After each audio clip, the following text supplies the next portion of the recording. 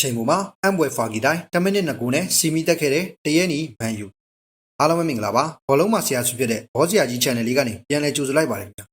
မန်ယူနဲ့လိုင်ယွန်တို့ရဲ့ပွဲကတော့ခန်းစားချက်မျိုးစုံပြီးသွားတယ်ပွဲတစ်ပွဲလို့ဆိုရမှာပါ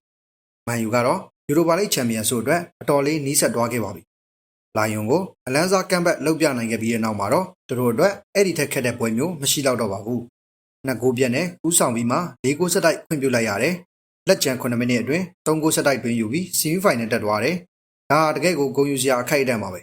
။ United တို့ဟာဆီမီဖိုင်နယ်အဆင့်မှာစပိန်လာလီဂါကလပ်ဘီဘာအိုနဲ့ဆုံတွေ့ရမှာဖြစ်ပါတယ်။လိုင်ယွန်နဲ့ပွဲမှာပထမပိုင်းမှာကလေးက United တို့ဟာ2ဂိုးအတားရပြီးအေးဆေးဖြစ်ပြီးဆိုပေမဲ့လိုင်ယွန်ဘက်ကဒုတိယပိုင်းမှာ United တို့ပေါ်ဆဆအမားတွေကိုခွင့်ကောင်းယူပြီးခြေပဂိုးတွေပြန်လဲရသွားခဲ့ပါတယ်။ဒုတိယပိုင်းစတင်ချိန်မှာပွဲထွက်လူစင်းမှာပါဝင်ခဲ့တဲ့နောက်ခံလူမာဆာဝီကိုလူရှော့နဲ့လူစားလဲခဲ့ရပြီးအရန်ခုံကနောက်ခံလူလင်ဒီလော့ဟာလည်းဝင်းထဲကနေမိသားစုကိစ္စကြောင့်အရေးပေါ်ထွက်ခွာသွားခဲ့ရပါတယ်။ပွဲပြီးကန်ဒီမှာလိုင်ယွန်ဘက်ကတိုလစ်ဆိုကိုနှစ်ဝါတနီနဲ့ထုတ်ခံရတော့အချိန်ပိုနိုင်ဝက်ကိုတယောက်အတာနဲ့တရဲနီတို့မောင်းတင်ကစားရပါတယ်။ဒီအချိန်မှာပဲလိုင်ယွန်ဘက်ကတော်ဝင်ဆန်ပြမော်ဝင်ဂန်းနာတို့ရဲ့တိုက်စစ်မှုဟောင်းလာကာဇက်ရဲ့ပင်နတီအပါ2ဂိုးထပ်မံရရှိသွားကလိုင်ယွန်ကစားသမားတွေလည်းပွဲကိုနိုင်ပြီဆိုပြီးတရဲနီတို့ရဲ့အိုထရက်ဖို့ကွင်းကြီးတဲ့ဆိုညံပွက်လောရိုက်ခတ်ကအကြီးအကျယ်အောင်ပွဲခံခဲ့ကြပါတယ်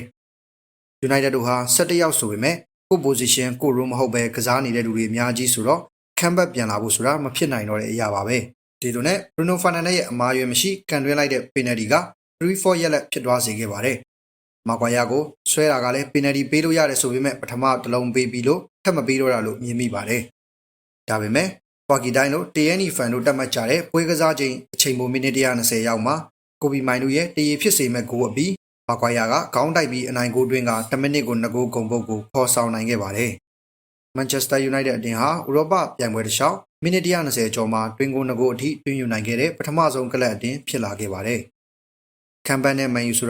ာဘောင်းနဲ့ဘန်လို့ကြောချင်းကတ်ရှိနေတဲ့အရာတစ်ခုဖြစ်ပါတယ်။ပွဲမပြီးမချင်းမန်ယူရှုံးပြီလို့မပြောနဲ့ဆိုတဲ့ဂုဏ်သတင်းကိုမင်းညာကထပ်ပြီးတက်တည်ပြသွားခဲ့ပါတယ်။ United တို့ဟာချန်ပီယံလိဝင်ဝင်ရဖို့အတွက်ဒီယာဒီရဲ့တခုတည်းသောမျှော်လင့်ချက်ကယူရိုပါလိဖြစ်လို့ဆီမီဖိုင်နယ်တက်နိုင်ဖို့အတဲအတန်ကြိုးစားခဲ့တာကြောင့်အဝေးကွင်းရှုံးပွဲမရှိလိုင်ယွန်ကိုအိုထရက်ဖို့ကြီးမှာတရဲနီတို့အနိုင်ယူလိုက်နိုင်ပါတယ်။ဆိုပွဲစဉ်မှာတီမတ်ပြုတ်ခံထိုက်သူတယောက်ရှိနေပါတယ်။တစ်ကမ္ဘာလုံးက United fan တွေဝိုင်းဆဲတာမီဒီယာတွေရဲ့လောင်ပြောင်တရောခံရတာမိသားစုကိုပါချင်းချောက်ခံရတာကပတိန်ယာတို့ကနေဖြုတ်ချခံရတာအရန်ခုံမထိုင်ရတာအတင်းမော်ရီရဲ့ယုံကြည်မှုကင်းမဲ့ခြင်းခံရတာတွေနဲ့အတော်လေးကိုဆိုးရွားတဲ့ကာလာကိုဖျက်တမ်းခဲ့ရတာကိုဘေးလူတယောက်အနေနဲ့ကြည်ပြီးတော့စိတ်မကောင်းဖြစ်ခဲ့ရဘူးတဲ့ဒါပေမဲ့မီဒီယာရှေ့မှာဘာတစ်ခုမှမတုံ့ပြန်ခဲ့ပဲအလုံးနဲ့အကောင်းဆုံးတက်တွေပြပြီး United fan တွေရဲ့ချစ်ချင်းကိုရအောင်ယူပြသွားခဲ့တာကတော့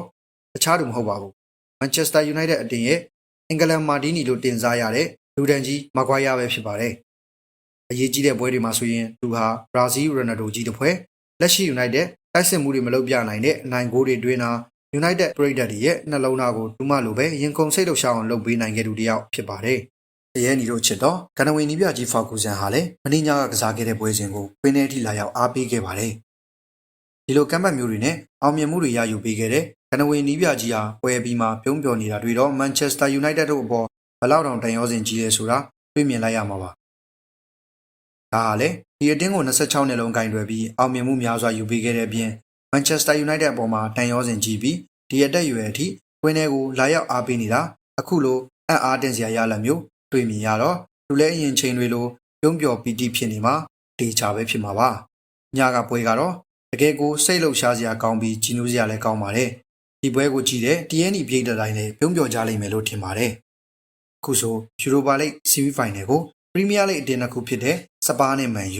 ဒါလီဂါကဘီဘာအိုနဲ့နော်ဝေးအတင်းဘိုဒိုတို့တက်လန်သွားခဲ့ပြီးဆီမီဖိုင်နယ်မှာမန်ယူနဲ့ဘီဘာအိုစပါးနဲ့ဘိုဒိုတို့တွေ့ဆုံနေပြီးစပိန်ကလပ်တွေကိုကြော်ဖြတ်ရခဲ့တဲ့မန်ယူဖို့ခက်ခဲနိုင်ပေမဲ့ကြော်ဖြတ်နိုင်ရင်တော့ All England Final ကိုယူရိုပါလိဖိုင်နယ်မှာတွေ့မြင်ရနိုင်ပါတယ်။ဘောလုံးချစ်ဘောဆရာကြီးတို့အနေနဲ့ Manchester United တို့အနေနဲ့ဝေးကွာနေတဲ့စုဖလားကြီးကိုအရာယူရင်ချန်ပီယံလိဝင်ငွေရအောင်ကြိုးပမ်းနိုင်မလား။ဖလားလက်မဲ့ဆိုတဲ့ပုံပုတ်ကိုဆက်ထိန်သွားနိုင်မလား။ထင်မြင်ချက်တွေကိုဝေဖန်တုံးတက်ပြီးွားကြပါအောင်ဗျာ။ကျွန်တော်တို့ဘောဆရာကြီး channel ကဘောလုံးလောကနဲ့ပတ်သက်တဲ့လူတရရတဲ့တဲ့အကြောင်းအရာများစွာကိုအမြဲတမ်းတင်ဆက်ပေးနေတာမို့လို့ကြိုက်နေတဲ့ရင် like and subscribe လေးလုပ်ပြီးအားပေးသွားကြပါဦးခင်ဗျာ။